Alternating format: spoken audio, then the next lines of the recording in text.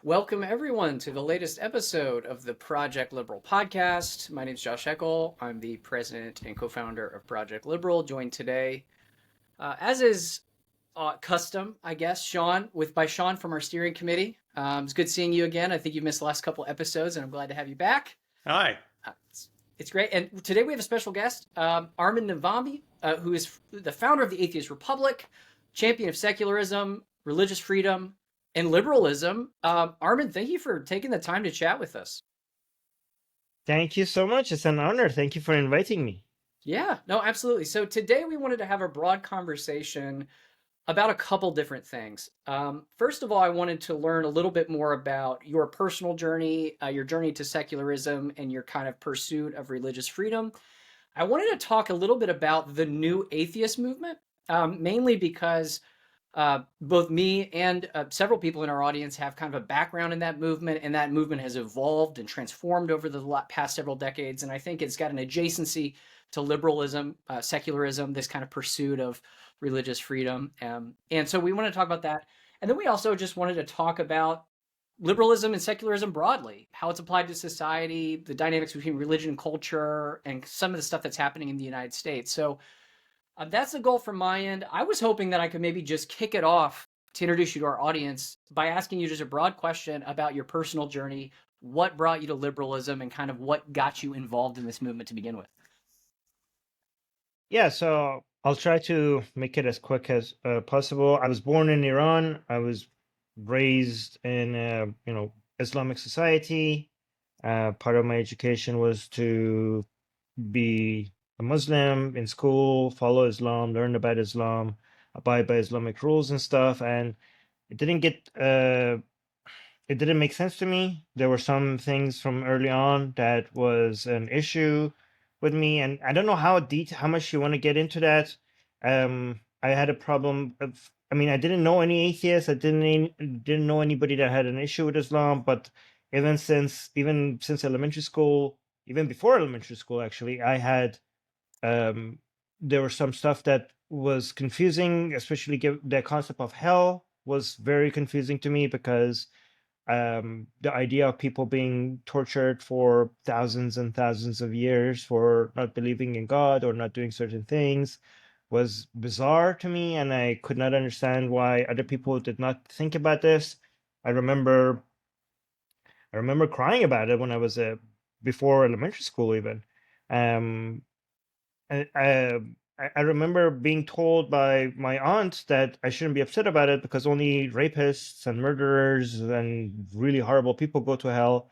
And then when I went to school, we were told no, actually most people are going to go to hell because all non-Muslims will go to hell for eternity.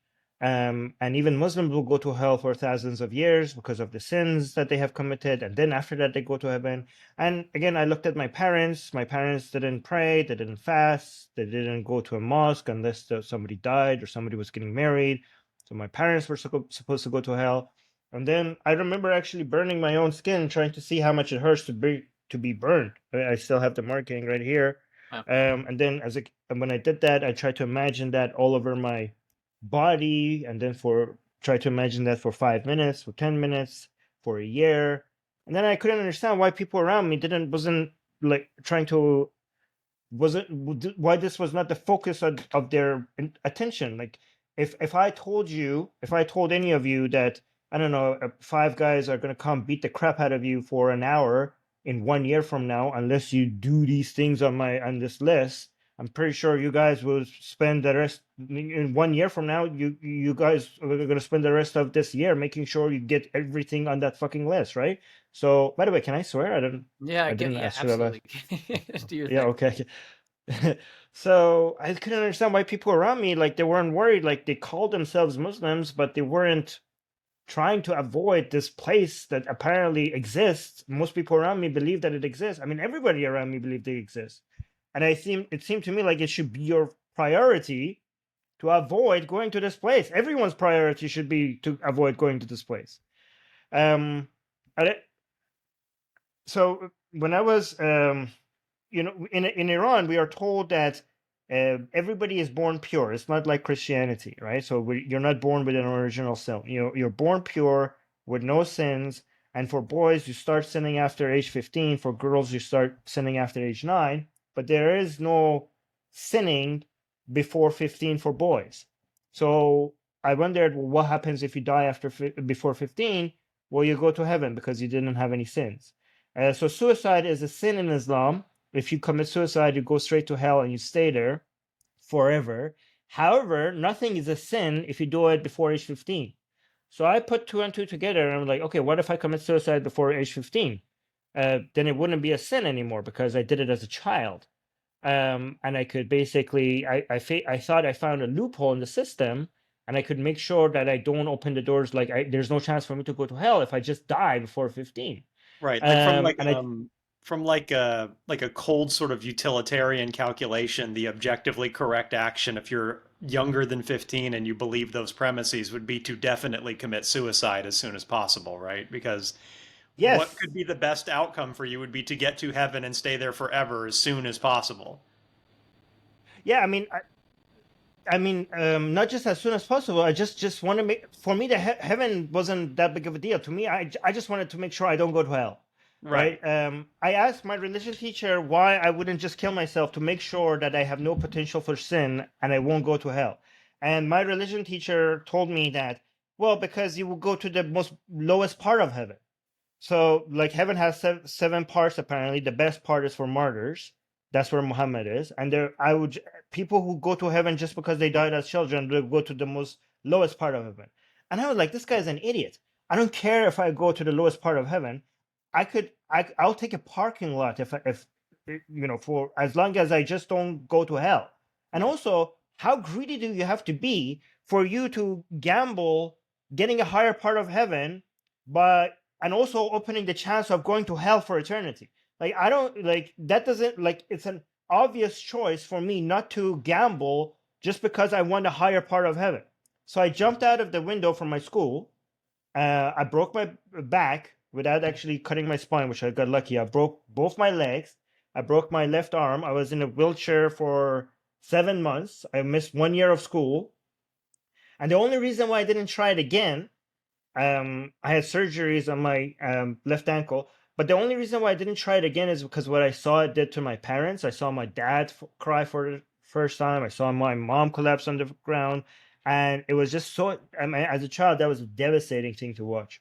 Mm. So I decided not to do that again to them again. And then I hit age 15 and I was like, okay, I'm now in this fucking game that nobody even asked if I want to play. Like, nobody asked for my consent if I want to play this game, and the penalties are so high.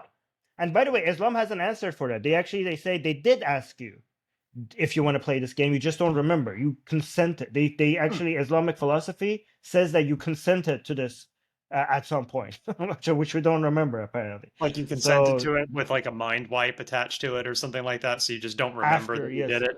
we don't remember that we consented to it. Yes, but we did consent to this stupid game.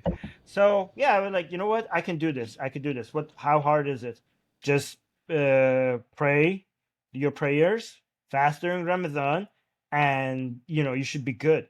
And then I realized that actually it's actually a lot more difficult than I thought, because I was in an age that I was noticing girls more and more, and I'm like, holy shit, this is actually a lot more difficult, because Islam is not just a tyrant of your actions, it's also a tyrant. Allah is a tyrant of your mind as well. Because I'm not just sinning if I approach a girl or look at a girl, or I watch something online.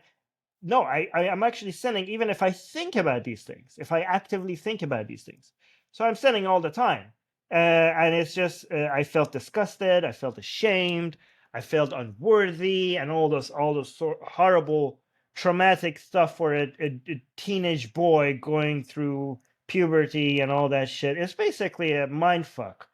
Um, so yeah, and even then, I still couldn't understand, why would my dad go to hell? Why would my mom go to hell? Like, my parents were decent people. My dad was a doctor. Every time he had a patient who could not afford his surgery, my dad would just do it for free. So I'm like, yeah, he's gonna go to hell because what? Because he doesn't pray? That doesn't make any sense. And we watch soccer, we watch Hollywood movies, we watch BBC as our source of news, and every time I watch, I'm like, okay, these people are all of them. They're gonna go to hell forever. It makes no sense. Like, why? How would they like the soccer players from other countries are gonna go to hell? So I started studying the history of religions, trying to convince myself that maybe Muslim doesn't mean what we think. Maybe all of these people, Christians, Jews, Hindus, maybe they're kind of Muslim light, Muslim-ish. So I started trying to read the history of religion to try to convince myself that all of these people are not going to go to hell. And then that's when I started realizing, holy shit, this stuff is made up. Like studying the history of religion convinced me that this is obviously made up. Like, why is nobody telling us that this is made up? This is so obviously made up. And I didn't know any atheists. When I became an atheist, I had no other atheists in my life. I became an atheist by myself just by studying the history of religion. So that's my journey into atheism. So how did that eventually? I started a community to try to find, because I felt very alone thinking like this. Because like, am I really that arrogant to think like I'm smarter than everybody that I know in my entire life? I must be insane. Maybe like everybody else understands some things that I don't. So I started an online community called the Atheist Republic, to try to find other people that maybe think like me so that I don't feel this alone. And then it freaking grew.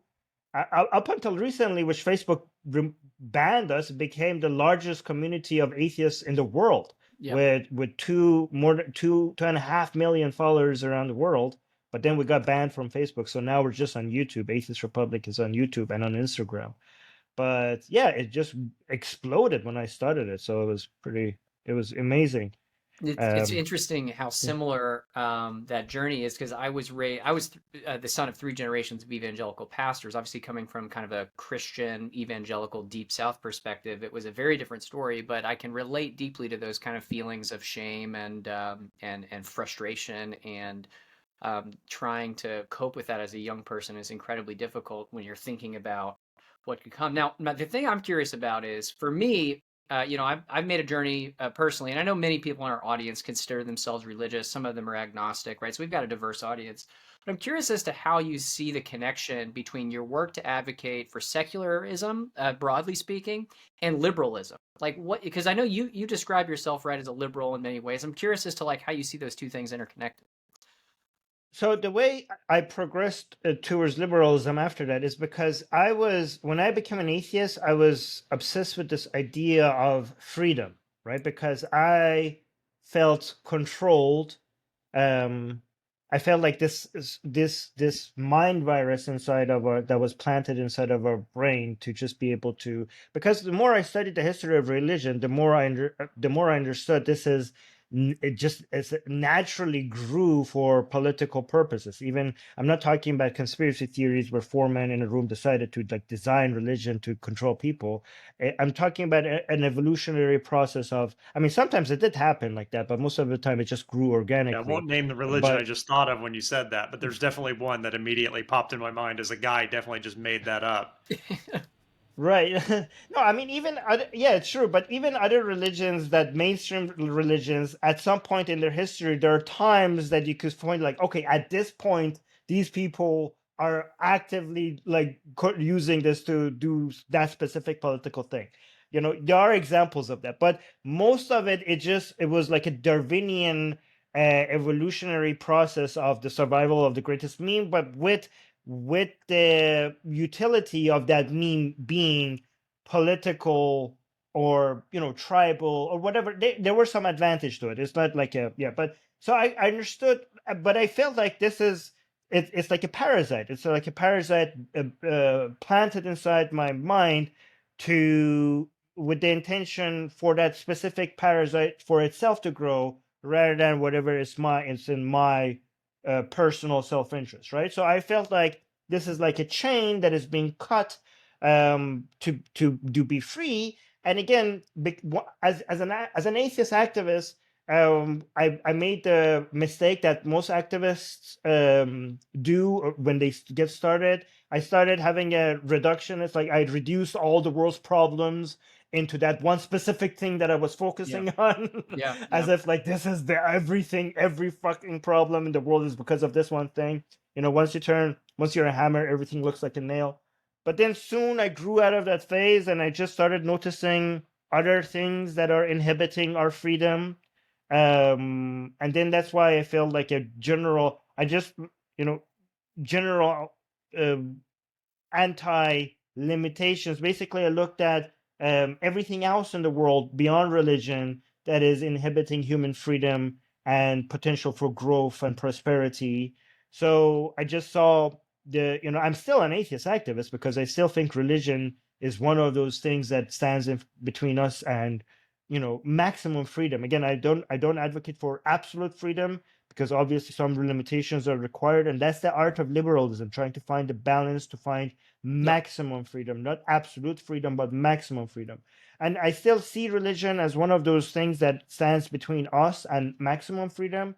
But there are many, many other things other than religion that stand between us and maximum freedom. So generally, I consider myself not just an atheist activist, but also a liberal because I'm opposed to all of those things that are reducing the full potential of humanity and its growth. And I think us achieving that growth, the key element to that is to set us free as much as possible. That's how we get maximum growth, maximum prosperity. There's something interesting I noticed kind of in your story and how it might relate to a lot of the things we're currently seeing in sort of the more populist spaces of current politics right now, particularly the right populist spaces, right? Like MAGA and alt-right and things adjacent to those things, which is you see a lot of people who sort of adopt this moniker of being sort of a free thinker, right? They're like, well, I don't believe the mainstream media. I don't believe, trust the science or whatever that stuff, right? And I noticed there's a sort of crucial distinction between somebody who adopts this sort of free thinking stance because it gives them an opportunity to kind of just lazily adopt a series of premises without having to deal with the complexity and nuance of reality, and someone who's a free thinker that actually did have to really make their way to a realization that wasn't spoon fed to them. And the distinction seems to be effort, right? People that sort of are attracted to this sort of populist, I'm just going to not believe the mainstream. I'm going to listen to all the alt media and, Tucker Carlson and Michael Malice and whoever else will tell me what to believe about the world. They're looking for like a low effort, easy way to basically feel better than the people around them by being like, I know the truth that no one else knows. But the thing that I noticed in your story is it's actually very much the opposite in that it was a huge struggle for you. Like it was high effort. The path of least resistance for you would have definitely been to just believe the Muslim thing, right? And just go along with what's happening around you, like presumably most of your peers were doing. I just thought that was an interesting thing that I noticed during the conversation is the fact that there does seem, I mean, there is legitimate times where one needs to buck against the trend and challenge sort of the consensus around you. But a good bellwether for determining whether you're doing that correctly is, are you putting in effort and is it something where you're kind of having to strain against the path of least resistance when you do that? Or are you doing that because it's tempting, because it's easy and makes you feel good? Um, that might be a useful heuristic, I think, I guess is what I'm getting at. Hmm. That's I I might would you be interested in looking at it like I could challenge that. I might say that maybe we're all doing the lowest effort thing possible. It's just that some of us, because maybe my path was also low effort, because my low effort is, if something bugs you and and you cannot agree to it, and it's like an itch that you have to scratch. Actually, Oh yeah. I think like all humans are basically always going with the lowest effort possible. If you're doing so much more than other people to find out if something is true, is because it just bothers you so much not to. Right? So Right, I see so what you're the saying. So you're lowest looking at it. kind of like almost like a deterministic model of That's like what I you're a was about human to say. being, you have a bunch of baked in Yeah. impulses, and you just happen to be Right. built in such a way that the path of least resistance is the one you took. I Okay, well kind of then see what you're getting I at. was going to say liberalism Right. is deterministic. We should just shut this podcast down right now. We're all That's it's all over. No, but we can't. But we cannot shut this podcast down because we are forced to continue Exactly. because we want to continue. I'm really struggling not to just push this directly into a conversation about free will, which is probably not Oh, the let's intent of not. this Let's not. Oh, that podcast. would go on for too long. Okay, so then let's go back to the bigger question that I had for you then about the specifically the new atheist movement. So I've got the context on your journey there. I think it makes sense. I think we find that just to kind of put some of the things you mentioned in context for the listeners, like I think that people that are among religious minorities or, in many cases, secularists who like the early 2010s and the late 2000s before this movement really took off, really understand why liberalism matters because they're the ones that will bear the brunt of being a minority, right? A lot of religious minorities really understand that. That was part of the motivation for founding our country with a separation of church and state, right? So I'm curious though, like, it seems to me like the new liberal movement hasn't fully stayed in the liberal lane.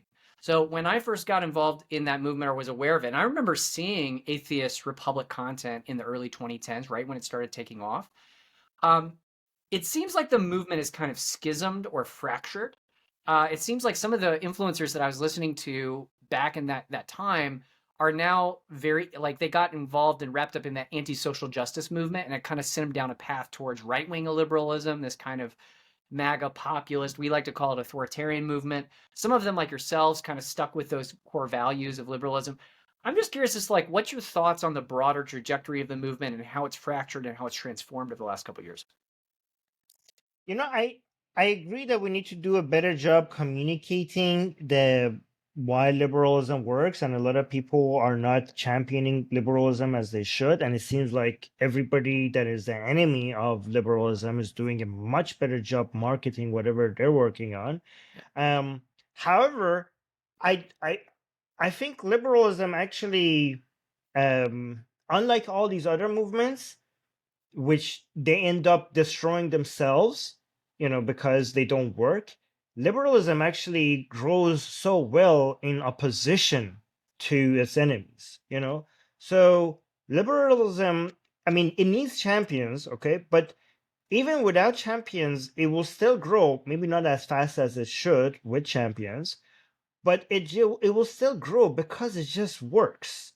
It's just I just think when when you set things free, the emergent property of the spontaneous order out of the freedom that you get, it just becomes such a once you scale it, it just becomes such a force that nothing can stand in front of it. Right. People can start pretending that they are supporting something else, but it becomes such a central theme of everything that even if people want to pretend that they are favoring something else, they have to pretend they use the fruits of liberalism and the brand of liberalism, and they try to act like this was theirs. So Perfect example is the it, CCP, right? With yes, economic liberalization is a great example because they were growing to the point that they couldn't have sustainability and economic growth. The only way they were able to achieve a lot of their economic outputs was economic liberalization in the 80s and the 90s, right? And they branded it yes, as yes. their own version of authoritarian communism, whatever it might call it. Didn't mean to derail you, but I think that's a great example of what you're talking about. Yeah, and also their narratives changes as well. They're like, oh, liberalism sucks. This is what actually works, and whatever that this is, you keep noticing it keeps changing year to year. And once liberalism sets new normals, sets new standards, higher standards that we would be agreeing, you see that their narrative with a different label actually uses what liberalism is teaching, maybe with like a 5 or 10 year delay, but Yep. they still know that they're so behind what is accepted now that they have to adjust and say something else, that liberalism was saying 5 or 10 years ago, or else they will go extinct. It's a defensive mechanism that they have. So I think, like, even, I mean, again, I don't want to say liberalism doesn't need champions. It does need champions because to grow faster. But even without its champions, it's just too powerful for anybody to be able to. Once it starts rolling, it becomes such a powerful force that nothing can stop, nothing can stand in front of it. Maybe I shouldn't say that because we need more champions, and I don't want people to feel too secure.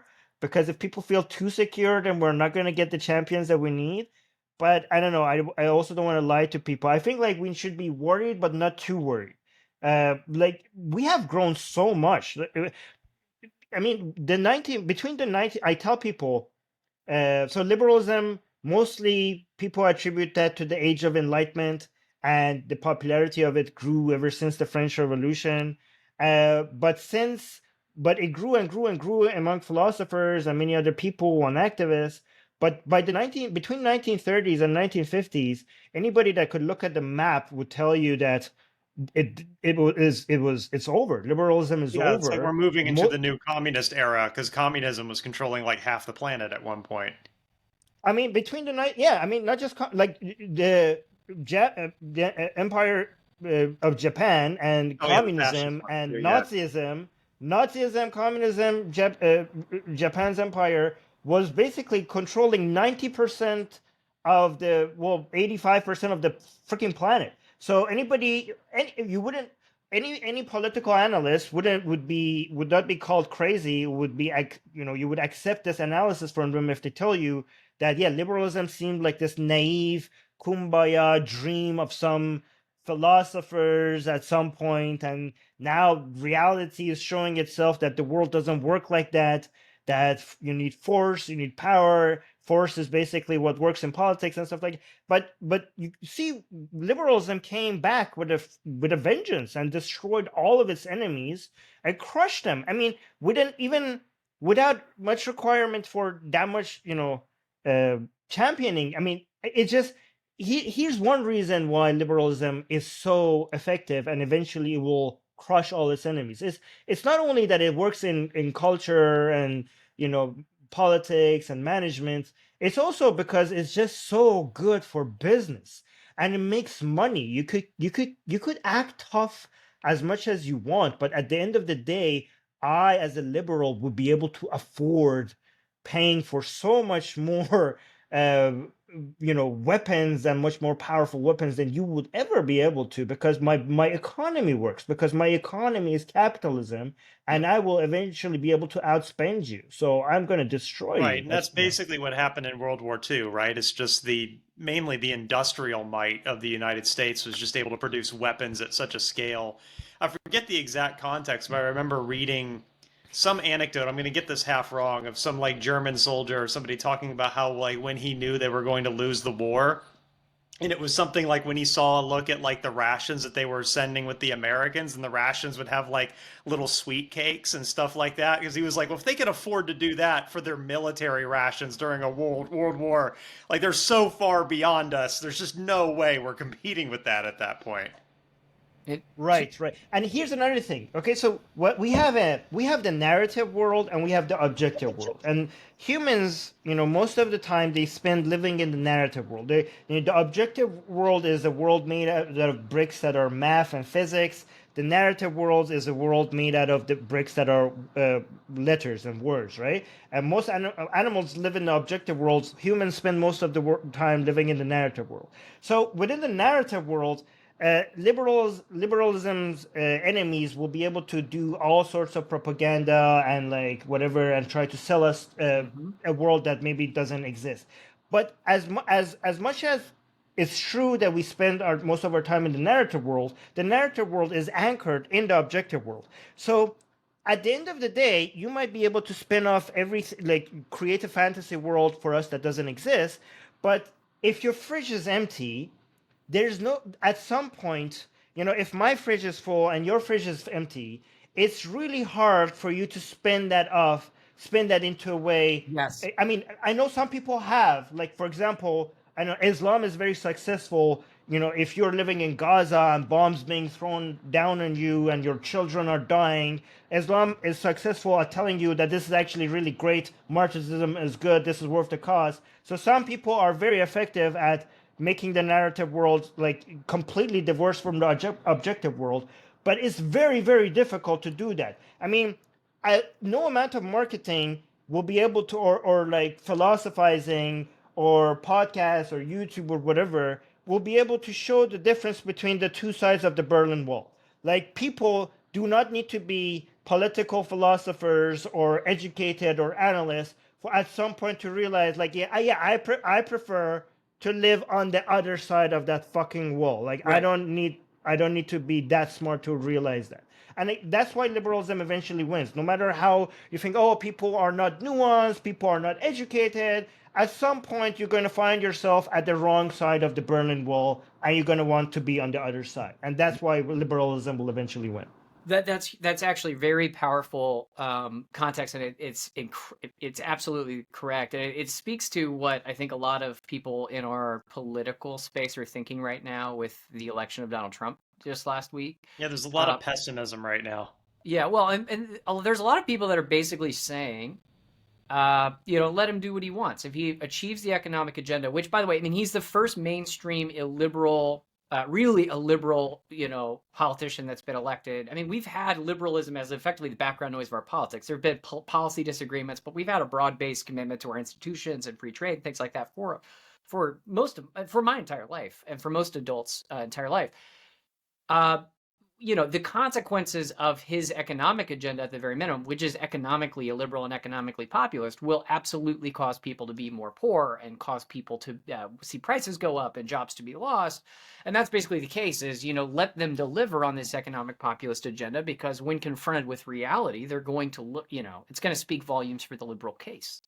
And I think that I'm actually not that worried. I mean, we might disagree on this. I'm not that worried with regards to Trump. I think United States has too much. The institutions in place are powerful enough for us to just be able to take. I mean, we might have ups and downs, but United States is on a path that is so superior to most countries in the world that politicians that are being elected would not be able to. I think maybe I'm being naive about this or too optimistic. I just see the future of the United States to be so good relative to other countries in the world. And I just think, like, the back and forth between the politicians, it's actually a good thing, even if sometimes somebody gets elected that somebody might not like. I just think this tension between these politicians, these mistakes and then corrections, that's actually how liberalism grows. Liberalism needs something to be these challenges. And I think, like, the United States has managed to come up with such a perfect balance of having strong institutions that keeps everything in place for the whole thing, for the framework, for everything else to be as free as needed, including electing politicians that might be optimal for something and not so optimal with other things. I don't know. Trump's maybe, I don't know. Maybe he ends up cutting costs, and if maybe when it comes to tariffs, that's not a very liberal position to have. But I don't know. Maybe his cost-cutting measures end up being something more in line with what a capitalist would like. We don't know, like, what will happen. Again, I think, like, as a liberal, I think that one reason why I like liberalism is because liberalism is rooted in both skepticism and humanism. So one reason why I'm a liberal is because I think it's a healthy position to have to think that we don't know the answer. We don't know what works. Liberals, so we either have some people telling us, so a centralized authority or elite group of people telling us this is how things work. That is more in line with, I don't know, communism or Marxism, or people who think that there's a central authority or a centralized power that knows that this is good or this is bad.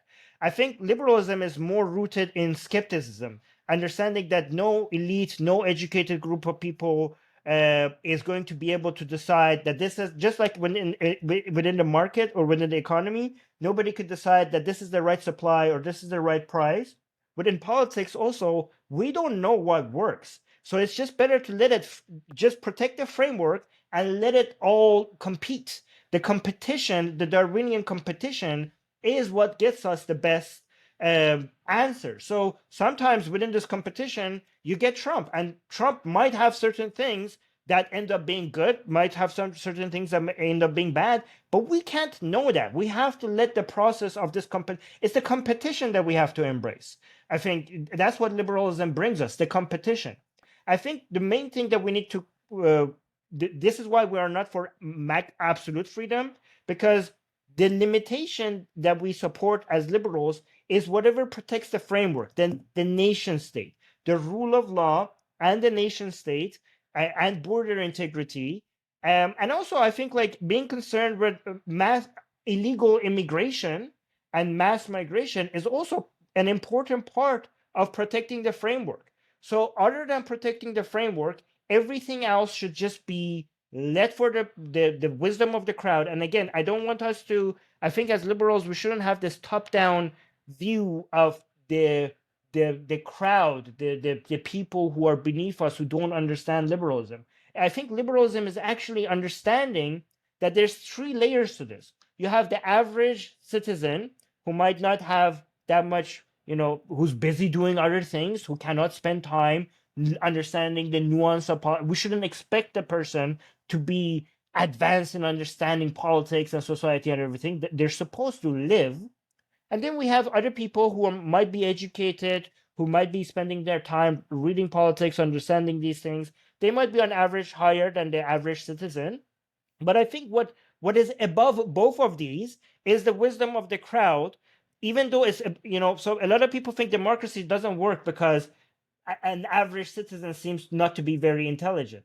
But I think like the wisdom of the crowd is much, much more intelligent than the average individual. Because when you let this competition happen, you get an emergent property of that arises from this Darwinian competition. It's like an ant. This is why liberalism is so powerful. If you take an ant from a colony, it doesn't seem to have that much information for it to be that wise. It follows some very, very basic rules. But if you look at an ant colony, all of a sudden it seems like it has a mind of its own, and it seems to be working in a very intelligent way. And I think that's what the crowd in society, in human society, does as well. And this is, we saw that within the economy. You don't to be able to have a prosperous economy, you just need to let the crowd do what it wants without much limitation. And we're like, oh no, Armin, the average individual doesn't have an economic experience. It doesn't matter, because the average individual just has to know, when I go buy a gum, if I like the apple flavor or strawberry flavor. When I buy the apple flavor, I'm already putting all the information. I don't need to be an educated person. I enter the information that was required into the system, and the Yeah. system is what. Do you understand what I'm trying to say? Yeah, yeah. I think I'm getting into too much detail. Economic signal. Yeah. No, yeah, keep going. No, if you got more to add, Yeah. don't let me derail. I have multiple thoughts because this is very thought-provoking stuff. I would say the first thing that kind of came to mind for me during that sort of, I don't want to say diatribe, that has a negative connotation, I don't mean to imply, that stream of thought is a concept that comes from Nicholas Nassim Taleb in the book that was titled this, Anti-Fragile, is that part of what you seem to be saying is you're describing sort of liberalism as an anti-fragile system. And what defines an anti-fragile system as opposed to a fragile system or a resilient system is a fragile system falls apart when it experiences pressure. A resilient system resists that pressure, but basically stays the same, right? So it has like a shield in front of it, things bounce off of it, but the system is unchanged. It's not any better or any worse. It just is kind of there. It but gets better, actually. It actually gets better. It grows because of the pressure. But well, that's what I was going to say. The third categorization is anti-fragile, which is where the experience of sort of negative pressure actually causes the system to adapt in ways that make it better. You see this kind of in a lot of different contexts. You see it in the human body with regards to the immune system, like exposure to sort of pathogens and things like that causes your immune system to adapt. That's why people who presumably, if you were to raise a human being somehow in full isolation of any exposure to any germs, by the time they're an adult, they would probably be unable to even inhabit a normal society because they would be so at risk of so many diseases that they have no immunity to. Whereas a human being that grew up in a normal environment, they exposed to germs from other kids, they probably played in dirt, and, the dog licked their mouth because they're kids and they're dumb and they do that sort of thing, right? They get exposed to all sorts of stuff, and the body is adaptive. So it's not just that they don't get sick. They do probably sometimes get sick, but they actually come out better for it. The other thing is I'm noticing a general thrust in your thought, which is just, and I don't mean this as a criticism. It's going to sound a little bit like a criticism, but I'm actually kind of sympathetic to No, it, go which is ahead. I you love have a criticism. very Yeah. deterministic outlook in the sense that you kind of see the world in terms of here are the principles on which things operate, and here is the status of reality as it is. And so we can infer from that that this will be the necessary outcome. That if we know that liberalism is an adaptive system on a mimetic level, and I wanted to clarify this earlier for anyone who's not familiar, because I assume, Armin, you're using meme in sort of the Dawkins sense of the term, not in like the common parlance sense. Right. Nowadays we Yes. use meme to mean like silly internet image with Yes. funny quote, right? Or whatever. Yes. Yes. Um, but for those who don't know, in The Selfish Gene by Richard Dawkins, he coined the term meme originally back in like the 70s to describe a unit of cultural information with the idea would be a meme might be, placing the toilet paper on the toilet paper roll so it rolls outward. Or the meme might be, you know, putting a porch in front of your house with a certain design that facilitates sitting in the shade or something like that. Just these little pieces Teaching of cult. teaching your son how to make a boat. Right, right. Any piece of cultural information that can be transmitted from person to person. And the premise is that much like genes evolve over time by sort of competing with each other and the ones that replicate more successfully become more common, the same thing is true of units of cultural information or memes, right? I guess the idea here is that liberalism as a meme is extremely adaptive. And as a consequence, almost in a Fukuyama sense, it's the end of history is inevitable and our liberal future is going to happen, is kind of your perspective. Yes, but it could happen faster. Like, I'm not saying that we should hold back and not do anything about it. Like, I think, I just, I don't think liberalism is in danger of collapsing, but I do agree that it might be in danger of not growing as fast as as it could. It still requires. I mean, it's a good idea to have champions for it, so that it could grow faster. Because any the I mean, it has a compounding effect, right? So most there are billions and billions of people that haven't born yet. If you are a person that has been even managed to increase the speed of prosperity by a single second, billions of people are going to live much more prosperous lives just because you managed to move the speed of things just a little bit Well, forward. because It's just going interest to compounds, right? So like a small change yes. now adds up to a huge change 20 years from now, right? Exactly, exactly. So, if you are a person that managed to make the world just a tiny bit better in your time that you had, you are responsible for unbelievable numbers of people living much, much better lives just because of the compounding effect. I mean, that should be a very motivating thing to understand. You don't need to be like a very significant person in the world to make a big change. Yeah. Given how much we have ahead of us, you could be just a small impact on the world. You have to you have to be praised for uh, billions of years in the future because of what you did. Yeah. Yeah, So I I have think a very optimistic. Yeah. I Yeah. actually Go I on. really like the way you're framing it because it definitely is a little bit of hopium in this moment, which I think is Well, really hopium implies you don't think it's real. There yeah. is Okay, a term that hopium's kind the of wrong word. Let's say optimism. Yeah, hopium's got the optimism is negative probably better. connotation. That's a good point. And to me, though, that's there might be a reason why I use that word because I'm not very optimistic in this moment for the near future. I do think you're right, Armin. Like over the long scale of humanity, it's Yeah, going but to the long win. scale can be very long, But I'm depending, looking at right? yeah, but I'm looking at my life. I'm looking at my kids' lives, right? I'm looking at the immediate Mhm. next 50 years. And I see a backsliding happening, and I think it's going to have negative connotations in the immediate future.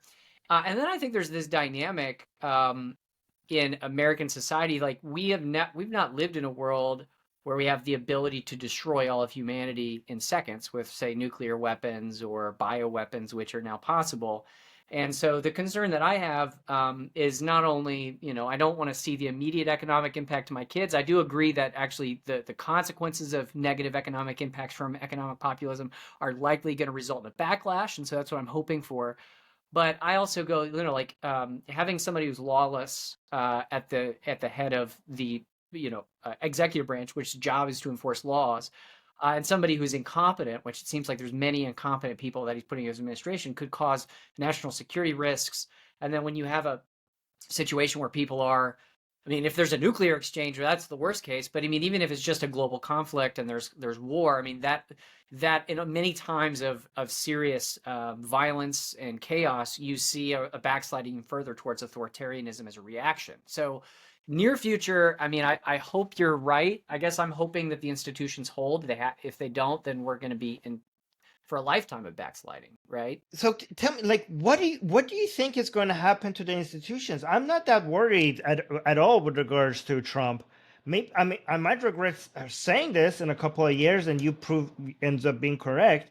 I will take all of this back if I'm wrong. But I don't understand what's. I mean, some things might happen that we won't approve of here as liberals. Yeah. But for the institutions, the main institutions to collapse, it's just too much money involved for it to collapse. I mean, this is why I love capitalism. Yeah. Because it's just so much there. I think like the institutions in place are much more deep rooted in the United States than a lot of people realize. It's not up to anybody to move them away. There's just too many people that are profiting from it, and I just think like it's a system now. It's not like based on any individuals or any group of people to be able. I feel like all of the individuals that we're thinking of, they're just part of a much greater system that a lot of people realize. That they're just like it's a very powerful river, and even the president is just like a drop in this powerful river that will not be able. I don't see it changing direction. I see the main things that we should be concerned about, and as liberals, is one, Putin, and then the CCP and the Islamic Republic of Iran. These are the main sources of power that are anti-liberal. And I think both parties, and the main one being like the most powerful one of these being the CCP, both parties are aggressively anti-CCP. I don't so, and I see that other two, the Putin and the Islamic Republic, basically doing a very good job themselves to destroy themselves. This is what is beautiful about liberalism.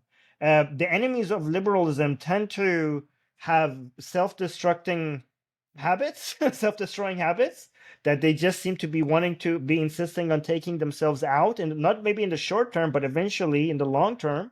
And that's why liberalism is so lucky, because every single other method seems to be just, self-destructive. So I don't see the concern, even in the short term, to be honest. But go on. Yeah, no, I mean the national security concern comes to me from undermining our relationships with our allies. I mean, there's a lot of conversation today about Donald Trump's pick for National Intelligence Director, which was, chosen by Tulsi Gabbard, who is an individual who's had spent a lot of time, effectively being an apologist for Assad. And I was going to say, I'm not going to mince words. I'll just say it. She's a Kremlin puppet. Like, that's what she is. Whether it's because she literally is, or because she's decided to be that. That's what she is. Right, for Syria and Russia. Syria is a proxy of Russia, and I think that alone is going to cause concern from our allies with sharing intelligence, which undermines our military capability. I think there's also the concern of us withdrawing or moving away from NATO, which is going to cause even more chaos and violence, I think, in the long run, because I think that's been an incredibly effective tool to keep the peace in Europe and across the world.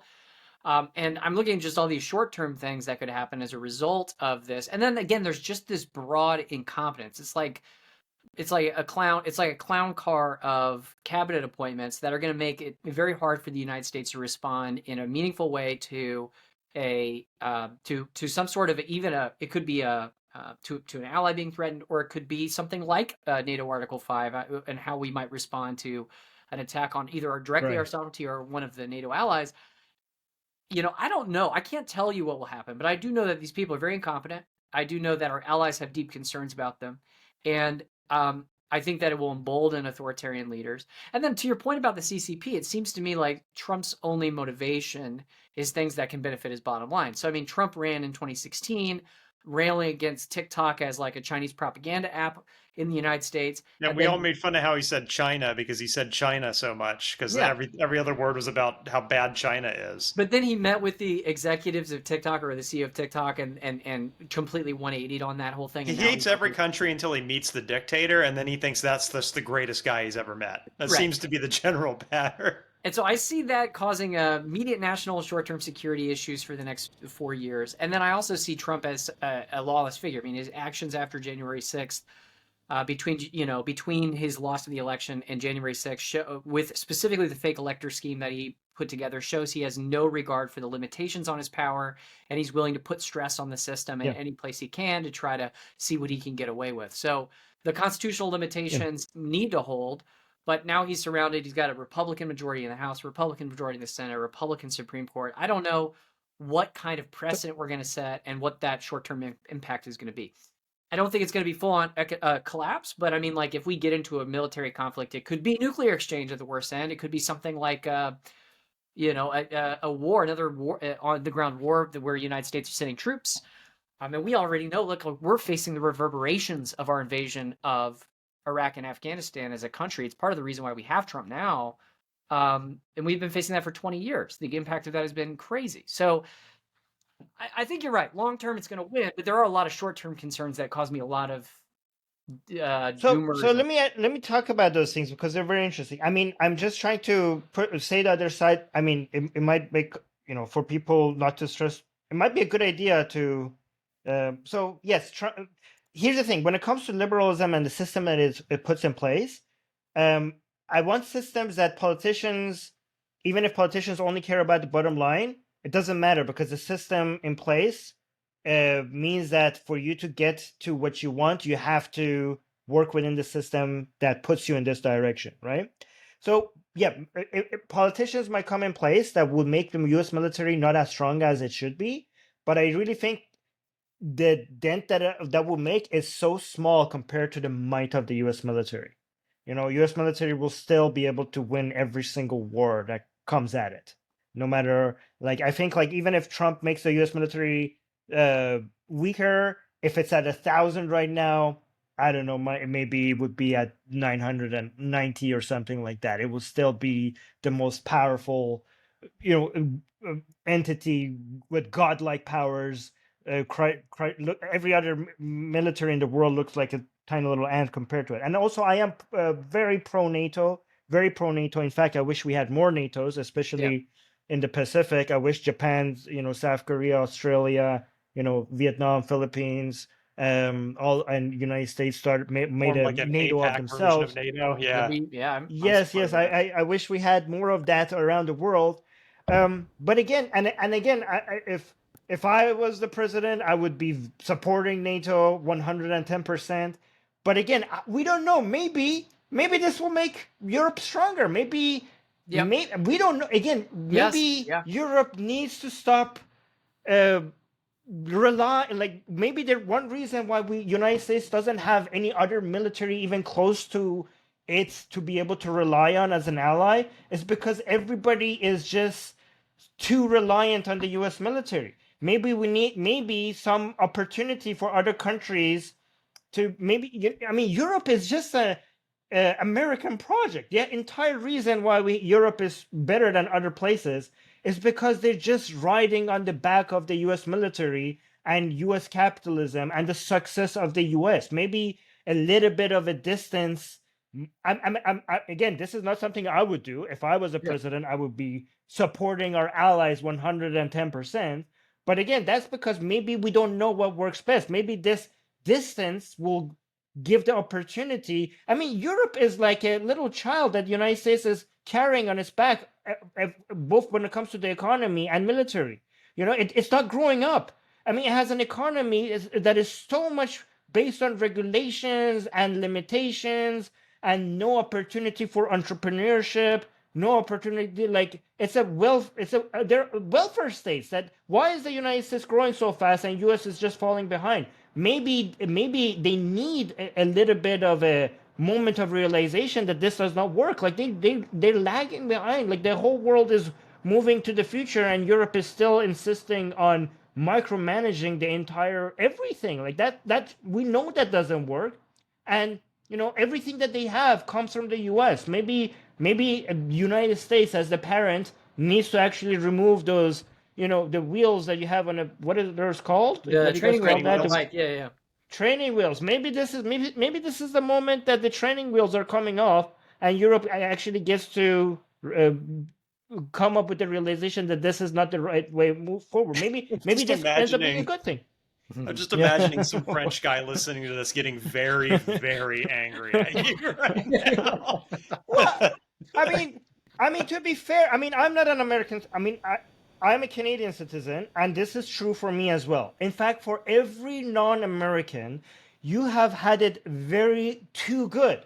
The American, you have been your life, every safety, security, the rights that you enjoy, the products that you have, the prosperity you are not paying anything for it. The American taxpayer is paying for a military that the entire world is riding on. The reason why the global markets work, the reason why the global trade that we have work, is because of the security that the U.S. military has Yeah, brought to the entire world. And right. we're all just sucking on it for free. We're not paying anything for it. It's the American taxpayer that is paying for it. So I understand why somebody, again, I wouldn't vote for Trump, but I understand why somebody might, because, like, what the fuck? Why are we doing why is the rest of the world not participating? I think it's part of it is fair to ask for the world to participate Yeah. in maintaining this world order, this liberal world order, and there needs to be more participation in holding it. So I understand the frustration. Well, I really, again, I think this conversation is a really good and timely one in this moment, because I do think you're right. There are going to be things that come out of this political moment, or this historic, the next decade, that are really going to reshape things in a way that actually in the aggregate might be a good thing. Well, you mentioned this earlier. So the commentary on European security, I do think that, well, my preference to your point is that we defend our allies. I get that Europe being more self-sufficient is probably in net a good thing in the long term. They need to be more sufficient. I think European leaders are waking up to that. So that's a good thing. The other thing I'll say is I think you're completely correct. Like we talked about this internally. When liberalism has a threat, it rallies to meet it. When it goes unchallenged is when it starts, when liberals forget how to argue for their views, and when they kind of start resting on their laurels, so to speak. So this new challenge, my hope, and this is something we've talked to members of our board about and our leadership team, is that this populist wave that's rising doesn't get so big that it sinks the ship. And that's the thing that is concerning to me. I don't want to see it get so big that it destroys America's institutions. That's why I voted Democrat for the first time in my life, because I think it really is. We do have a lawless president and a lot of other things. But you're right. If we can make it through these next 4 years, liberalism might, as an anti-fragile system, come out stronger than it's ever been, right? And I think that is a very optimistic way to look at it. I think that's I will Right. say one thing I think is notable about Armin's point of view, that I'm kind of picking up on is I'm sensing that he has a humility about his own ability to know what the good thing is that needs to happen, right? Because I think you look at it, Armin, in terms of like, Yep. there's this system, it's much bigger than me. I only have, as an individual, my own little tiny impact on it, and it's going to do what it's going to do. And it may be that we look back on this 10 years from now and we go, there needed to be this dialectic between this sort of populist right pushback against certain things that have been maybe progressing in a certain direction for like the last 20 or 30 years or whatever, but in a way that it would not have been possible for you to know in advance, right? Like maybe the system doing its thing is the process by which we learn what the correct output is, and there's not really a way to short circuit that. Right. That's exactly why I say liberalism is based on humanism and skepticism. Humanism defines the goal. Skepticism defines the process. We don't know what works, so we let a Darwinian model. We want to let the society free enough for the competition to figure out what works instead of us dictating what works. This is why I think liberals have to be careful, because sometimes liberals think that, oh, I've seen what works, so now I will tell you what works. But liberalism actually is the process of not deciding what works, but letting the society to to discover what works in this competition. That's what liberalism is. In fact, the best definition I've heard of liberalism, which I added a few to it, is liberalism is a political order that takes best advantage of the spontaneous force from within a free society with the goal of the betterment of the human condition. That's what liberalism means to me. And when it comes to a free society, even this, I was obsessed for a while to discover what that level of freedom is. Like, okay, so we know we need a balance of freedom, but not absolute freedom, because we need to protect the framework for all of this to be able to go forward in, but the maximum level of freedom so that we could take advantage of this emergent property of the spontaneous order coming from a free society. But then I realized, like, even deciding the level of freedom should be up based on a competition between different political parties. Even that should be decided within a Darwinian model, not even within a society, but by competition between societies as well. So this is a Darwinian model within a society, within political parties, within different interest groups, within different people, but also internationally, between a competition between other societies as well. Again, we've seen this. We see this emergent property in evolution. We see in the AI models, and we see Adam Smith introduced it to us first in the society when it comes to the market. But liberalism has showed that this also applies with politics as well. So it's true. Whenever you have too complicated of a system with so much chaos and so many variables that no centralized authority could decide what works, that's when you just let things free and you just let the competition and the Darwinian model just do its thing, and that's how you get the highest amount of progress, and that's why liberalism works. Sorry, I went on a rant. No, there. that's a very powerful way to put it. I don't disagree with any of that. And so I guess what we're going to be able to do, Armin, is come back in 10 years and look and see if we've made progress. My hope is the answer is yes. I do think in the 100,000-year time scale, we absolutely will make progress. Yes, so that's a good thing. Shawn, do you have anything else you wanted to ask before we close? I know we're coming towards the end of the conversation. I just wasn't sure if there's anything you wanted to tee up before we started to pivot out. No, actually, I think his little rant there was like a perfect capstone on the conversation, to be honest. I agree. Well, so Armin, we're at the hour. Is there anything that you want to plug to our audience, tell them about, if they maybe want to learn more about you or your work? Yes. I mean, if you could search for my name, Armin Navabi, but if you want to follow my content, you could search on YouTube, search for Atheist Republic. Me and Susanna are there. We're making content every week. And we also engage a lot with our audience. So if you come to our live streams, if you're part of the live chat, you get to notice that it's not just me and Susanna speaking.